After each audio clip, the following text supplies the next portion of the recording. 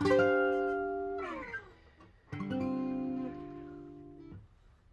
friends, today I want to do a lesson that I've been meaning to do for too long, about modal quartal playing. I have a more advanced one that I'll go over later on, but right now I'm going to go over just the basics of it, so if you're more intermediate advanced, this may not be the lesson for you, but you know, it's something I've wanted to go over. So anyways, we're going to just go over the basics of moving. This is a good lesson of moving chords through a scale, but it's also, basically, we're going over moving the famous, So What chord from So What by Miles Davis.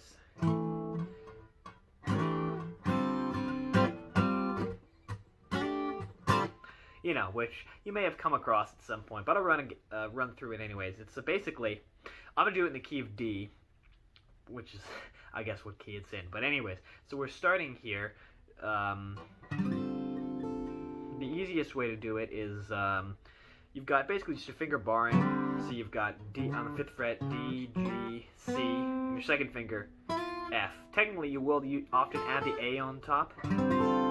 Or I like to sometimes, put a pinky down on B, make it a minor 13, or up here and just kind of get the octave. You get some movement there. But for the purposes of this lesson, we're just thinking of these 4 notes. So, essentially what we're doing is we're playing a scale in parallel, or I should say 4 scales in parallel, or you could also think of it as basically the D Dorian scale being played at parallel, 4 different notes at a time. So, again, just to review, it's a minor scale with a natural 6, so if we're just in this box here, just to demonstrate, we have D, E, F, G, A, B, C, D, and back. We just need 1 octave today. So anyways, the way you're thinking about it is when we're moving it is, we have, again, this shape is D, G, C, F to make our D minor 11. And we want to just move it up and down through the scale. And so it can be sometimes cool to move things completely in parallel in terms of shape,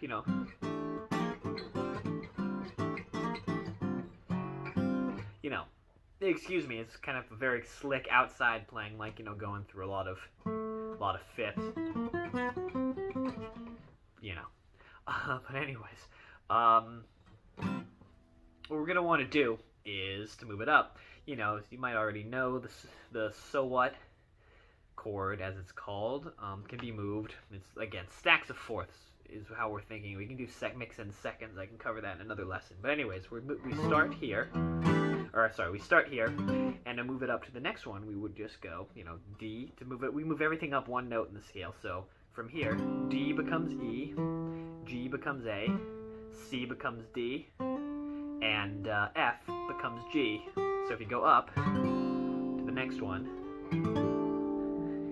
and you get the same shape, but you get an E minor 11. And again, D Dorian, which is what we're building this off of, is the same as C major, so we're starting on D, but it's all just the notes in C major. So, and we're all trying to use fourths whenever we can. At this here, it's all perfect fourths. And same with here. But we're going to move to the next one. Here's where it gets a little spicy. We end up, we move the E to F, the A to B, the D to E, and the G to A. So that no longer gives us that same shape. We now have this F, B, D. Sorry, it's been dry here. The notes a little buzzy. If it buzzes, F, B, D, A, which gives us we've got here an F major 7. You put this in, you get F major 7 sharp 11, which is a real nice sharp 11, a major 7 sharp 11 voice. I like to mix in what I don't want to, if I'm not in a place where I want to do the traditional, like, chunky. I love that voicing too, but, gives you a different kind of sound. Anyways, we're going to continue it up, so we're going to move the F in the scale goes to G, the B goes to C, the D goes to F, and the A goes to B. So now we have 3 perfect fourths again, but on top we have, just like as we saw in here in the F major 7, this first one, to stay in the scale, we couldn't do the B flat. We had to do the augmented fourth tritone of B. We have to do the same thing here. So we get, at the end of this chord, we get G, C, F, but another perfect fifth would be B flat, which again is not in our Dorian scale, so we go up 1 to B, augmented fourth, and we get this kind of G, what's the best way? I'd probably think of that, yeah, because we've got G11, kind of, because we've got our, basically we've got our G7 in here, and the C as well. So that's a fun one, and we move up, continue the process. So G goes to A, C goes to D, F goes to G, and B goes to C. Now we're back to our first shape. Which is we see this same shape 4 times in the scale, which really means we only need to think about the 3 other shapes, which we now review. But this is again the same shape as before, so our 5 is a sus chord. Well, it's not a sus chord, but it's like a I apologize. Sorry, it's not a. In this case, if we're keeping it within the scale, it would be it's another minor 11 chord.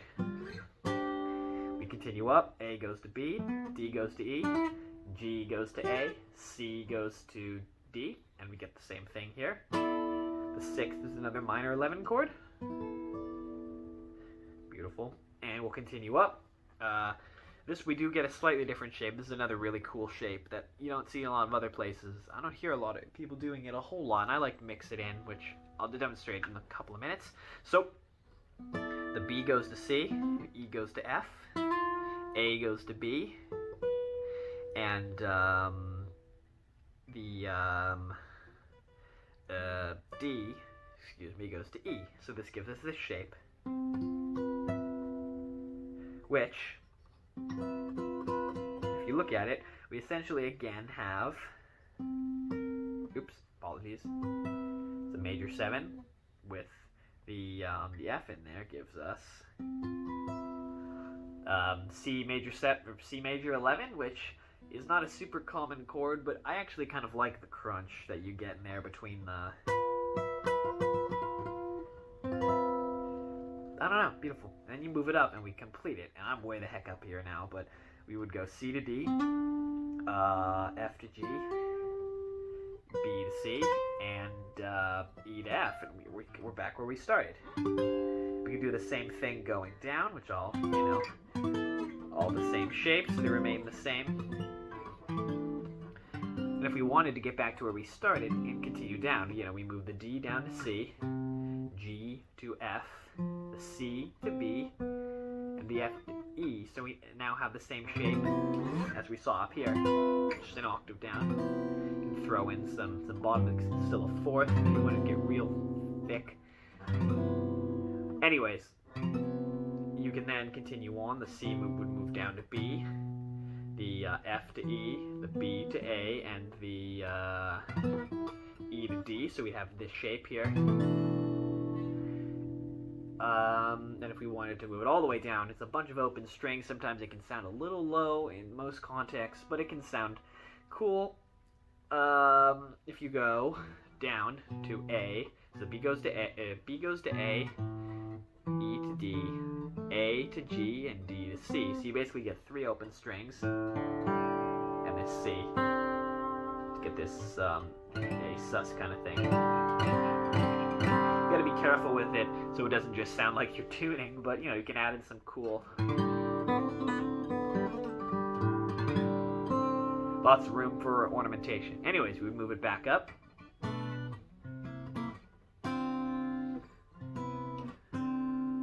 Cool.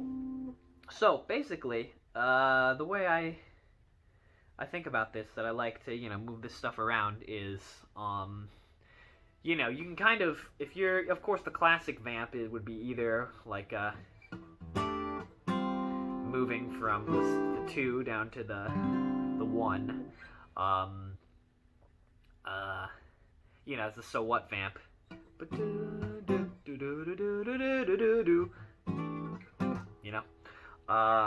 And on top of that, you have the ability to, you also have the, going from the 1 to the 2, which would be like my favorite things in E, if you moved it up, And it can also be like a question and answer by Pat Metheny in D, you know.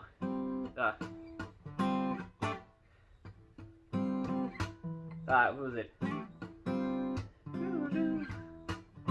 I guess that's kind of just moving down too, but you know, that kind of movement.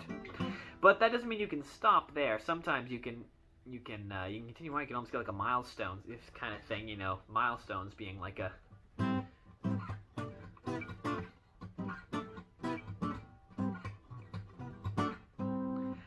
simply like that. You can kind of do that thing. There's a different key now, but you can get that with the kind of crunchy major 7. You go.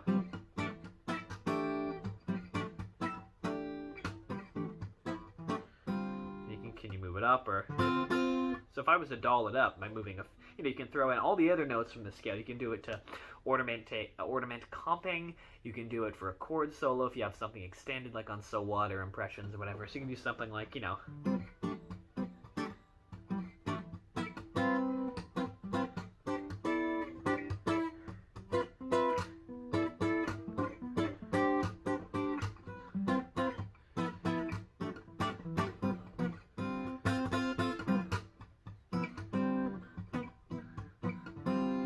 You know, so when I do that, you can do that with any chord and scale and move it through. That's usually my favorite one, and you know, the one that kind of sticks under my fingers the most that I really like in fourth. Some other cool quartal voicings, as we call them. And I'll do another lesson on some more advanced quartal and secundal voicings in seconds and mixing those. But anyways, you know.